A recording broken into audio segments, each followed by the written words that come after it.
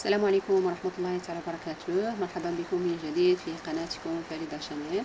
كنتمنى تكونوا جميعا على خير وبخير بصحة جيدة إن شاء الله. إذا كنتم أول مرة كتزوروا القناة ما تنساوش دعمي باشتراك في القناة وتفعيل الجرس ليصلكم الجديد فضلا وليس أمرا. في هذا الفيديو إن شاء الله غنشوفوا مباريات للتوظيف بوزارة الشؤون الخارجية والتعاون الإفريقي والمغاربة المقيمين بالخارج. كاين هنا عدة مباريات. على المباراة الأولى هي مباراة ديال التقنيين من الدرجة الرابعة. كاين 14 ديال لي بوست كونكور دي تكنيسيان 4 غراد 14 بوست. باش تشوفوا الإعلان ديال المباراة تكليكي على تيليشارجي تحميل الإعلان. بالنسبة للتاريخ ديال المباراة هو 21 فبراير 2021.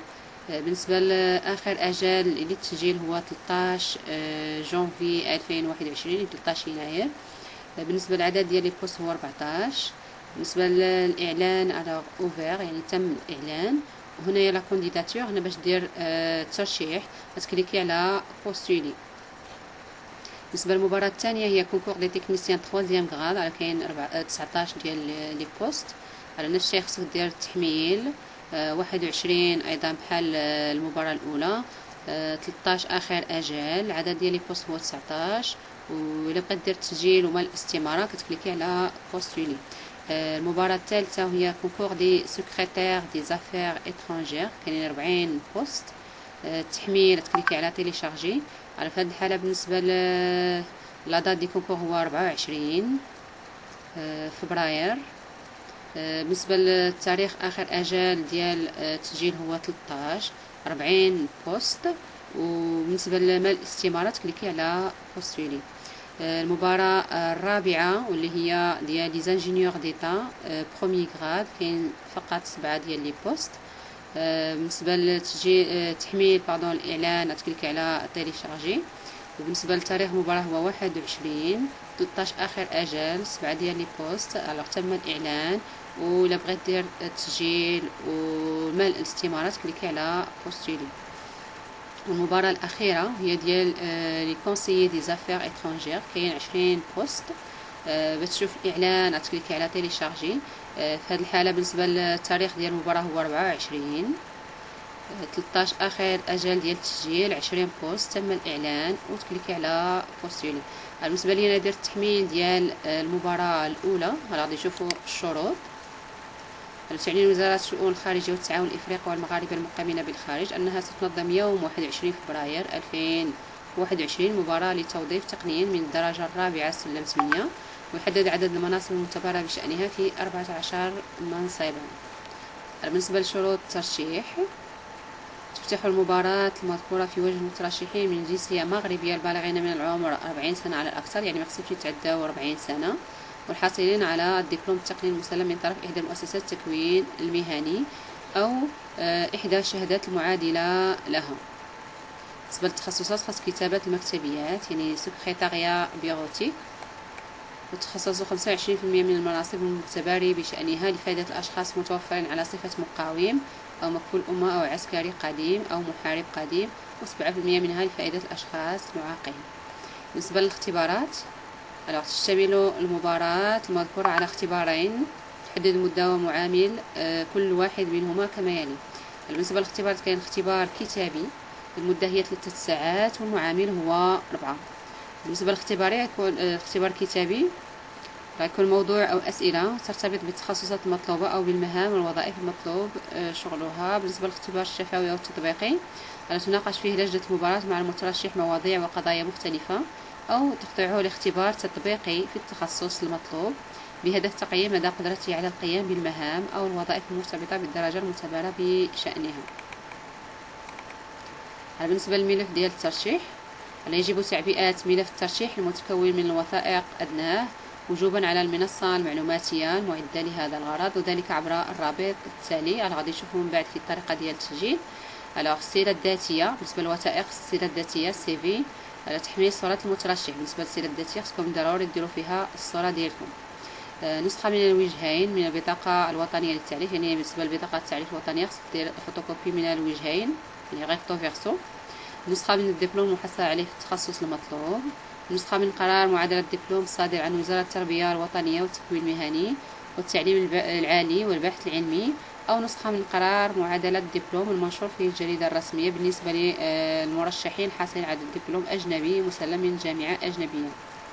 الترخيص بالنسبة للمرشحين الموظفين يخص شهادة تثبيت صفة مقاوم أو مكفول أمة أو عسكري قديم أو محارب قديم بالنسبة للمرشحين المتوفر على هذه الصفة، وشهادة الإعاقة بالنسبة للمرشحين المعنيين. بالنسبة لمكان إجراء الاختبارات، سيتم الإعلان عن مكان إجراء الاختبارات عن طريق المواقع الإلكترونية التالية. بالنسبة للمكان غادي يتم الإعلان عليه لاحقا عبر البوابة إما emploi-public.ma و diplomatie.ma، وعبر البريد الإلكتروني للمرشحين المعنيين المسافرين لشروط اجتياز المباراة. أيضا سيتم إعلان بالنسبة للمترشحين اللي فيهم شروط متوفرة، يعني غادي يرسلوا لهم عبر البريد الإلكتروني ديالهم مكان ديال إجراء الاختبار. بالنسبة لأجل إذاعة الترشيحات، يتعين على المترشحين تعبئة بيان المعلومات الخاصة بهم وتحديد التخصص الذي يرغبون التباري فيه وإيداع ملف ترشيحهم وجوبا على المنصة المعلوماتية أدناه المعدة لهذا الغرض. ويعتبر يوم 13 يناير على الساعة 4:30 زوالا آخر أجل إيداع الترشيحات.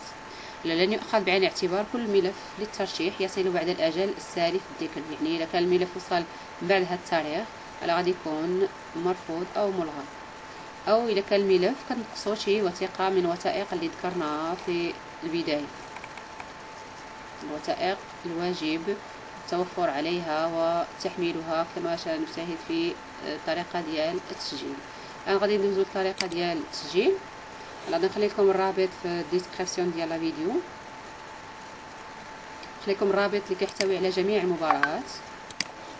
بالنسبة لطريقة التسجيل على نوفيل انسكريبسيون كديروا هنايا سيفيليتي واش مسيو ولا مدام، ندير هنا رقم بطاقة التعريف الوطنية، ندير هنايا الاسم العائلي، الاسم الشخصي بالفرنسية في الأول، من بعد كندير الاسم العائلي بالعربية والاسم الشخصي بالعربية، لا دات دو نيسونس اللي شنو هو التاريخ ديال الازدياد، مكان الازدياد، اوتر ناسيوناليتي دو كانديدا في حالة إذا كان المترشح عنده جنسيات أخرى على كدير وي، وهنا كدير لا سيتياسيون ماتريمونيال وكتسيليكسيوني واش هي سيليباتير ديفورسي ماري او لاهو. بروفيسيون اكسيير يعني بالنسبه للموظفين على شنو هي الوظيفه، واش هو فونكسيونير امبلويي بروفيسيون ليبرال او لا سون بروفيسيون ولا بدون مثلا وظيفه. هذا بالنسبه للمعلومات الشخصيه. الان غندوزو بالنسبه لي كوردوني.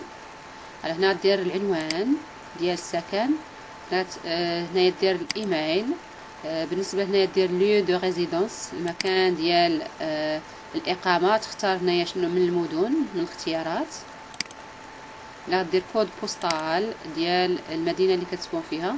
بالنسبه اللي ما كيعرفش لو كود بوستال ديال المدينه راه يمكن لكم تستعملوا كود بوستال .ma. هنا دير جي اس ام الهاتف المحمول، هنا إذا كان متوفر على الهاتف رقم 2. بعد ندوزو للدبلوم. الوغ البيي تختار شنو هو الدولة، واش ماروك ولا اوتر، كدير لاني دوبتونسيون ديال الدبلوم يعني سنة الحصول على الدبلوم. دبلوم اوبتوني، الوغ شنو هو الدبلوم اللي عندك محصل عليه، واش دبلوم دو تكنيسيان. في هذه الحالة بالنسبة للاختيار اللي درت انا هو دبلوم دو تكنيسيان فقط، وبالنسبة للحالات الاخرى المباريات الاخرى الوغ يكونوا اختيارات اخرين. سبيسياليتي شنو هو التخصص، هنايا اللي طالبين سكرتير بيروتيك هما التخصص اللي طالبين. ندير ايتابليسمون هي المؤسسة اللي خديت منها الدبلوم، من بين الاختيارات تختار المؤسسة اللي خديت فيها الدبلوم. من بعد ندوزو الكونكور. هنايا الكونكور ديجا اللي اخترنا حنايا التسجيل فيه هو كونكور دي تكنيسيان 4 غراد. سبيسياليتي شوازي، هنا كتختار شنو هي لا سبيسياليتي، كاينه وحده فقط اللي هي سكرتاريا بيروتيك. من بعد ندوزو اللغات. مثلا بالنسبه للغه العربيه هنا كدير لك من الاختيارات بالنسبه لا ليكتور واش إليمونتير يعني في البدايه او لا بون او اكسيلونت، وبالنسبه للكريتور ايضا بالنسبه للكتابه، وبالنسبه للاكسبرسيون اورال يعني ديال لا كومونيكاسيون واش هي إليمونتير أو لا بون أو إكسيلونت. عندنا الشيء بالنسبة للفرنسية من بين الاختيارات، لو انت كتشوف على حسب الاختيارات ديالك.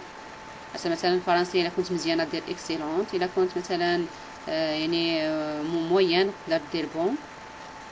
نفس الشيء بالنسبة للإكريتور والكومونيكاسيون ديال لونجلي وديال الفرنسية وديال الإسبانيول أيضا وديال الشينوا. إلا كان كاينة لغة واحدة أخرى كتختار هنايا، كتكتب هنايا اللغات الأخرى اللي عندك. بالنسبة للوثائق ديال اللي غيديروهم التحميل، الدوكيمون الأول هو كوبي دو لا كارت ناسيونال ديدونتيتي ريكتو فيرسو، يعني خصكم ديروا نسخة من بطاقة التعريف الوطنية وتكون النسخة من الوجهتين، زائد لا كارت دو ريزيستون بالنسبة للمقاوم أو مكفول أمة أو لا عسكري قديم أو كومباتون أو محارب.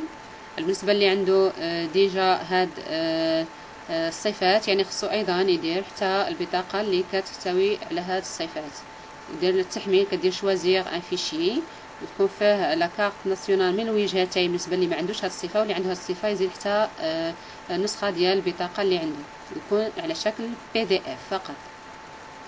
بالنسبة للوثيقة الثانية دوكيمون 2 على كوبي دي ديبلوم زائد ايكيفالونس دي ديبلوم اترونجير، بالنسبة اللي عنده الدبلوم أجنبي يدير معادلة. على بور لي ديبلوم نو كونتونون با لا سبيسياليتي، بالنسبة للدبلوم اللي ما فيهش التخصص ان اتيستاسيون بريسيزون سات انفورماسيون. على خصكم ضروري يكون شهادة اللي كتحدد هاد لا سبيسياليتي.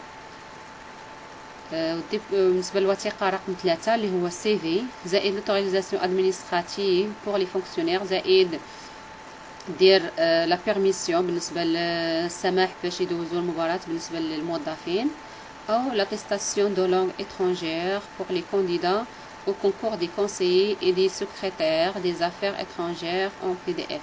بالنسبة لهادو ديال المباريات الأخرى خصهم يديروا لاتيستاسيون ديال لونغ étrangère، سيكون عندهم شهادة ديال اللغات الأجنبية أيضا يديروا لها التحميل مع السي في. إذا هنا خص بطاقة التعريف الوطنية مع اللي عنده صفات أخرى نديرهم تحميل، زائد نسخة ديال الدبلوم. بالنسبة للوثيقة الثالثة واللي هي سي في، زائد لاتيستاسيون ديال لي لونغ étrangères. السي في غير هو اللي غادي يكون معاه لاتيستاسيون ديال لي لونغ étrangères. وبالنسبة لهنايا كوبي ديال الدبلوم أو يكون شهادة معادلة. وبالنسبة اللي ما عندوش لا سبيسياليتي في الشهادة خصو ضروري يجيب لاتيستاسيون وتكون على شكل اللي كتثبت داك التخصص ويكون على شكل PDF.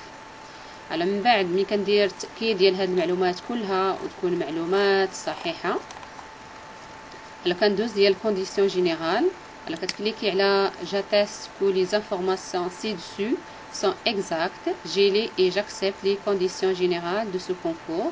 من بعد كدير veuillez rentrer le code suivant، على كتدخل هاد لو كود اللي هنا وكتكليكي على enregistrer. من بعد ملي كتكليكي على enregistrer على كتحصل على واحد الرقم ديال لانسكريبسيون. يمكن لك دير لانسكريبسيون رقم بطاقة التعريف الوطنية ودير لا كونيكسيون باش دير التتبع ديال الملف. على هذا كل شيء بالنسبة لهذا الفيديو. بالنسبة لطريقة ديال التسجيل جد يعني بسيطة، يمكن لكم فقط تبعوا المراحل يعني من البداية حتى النهاية، دخلوا المعلومات ديالكم بشكل صحيح وديروا تحميل الوثائق، والوثائق ستكون على شكل PDF، ومن بعد كتكليكي على enregistrer. انا كنتمنى التوفيق للجميع، وما تنساوش اذا عجبكم الفيديو ديروا اعجاب بالفيديو، واذا كنتم من الزوار جدد ما تنساوش دعمي باشتراك في القناة وتفعيل الجرس ليصلكم الجديد. والسلام عليكم ورحمة الله تعالى وبركاته.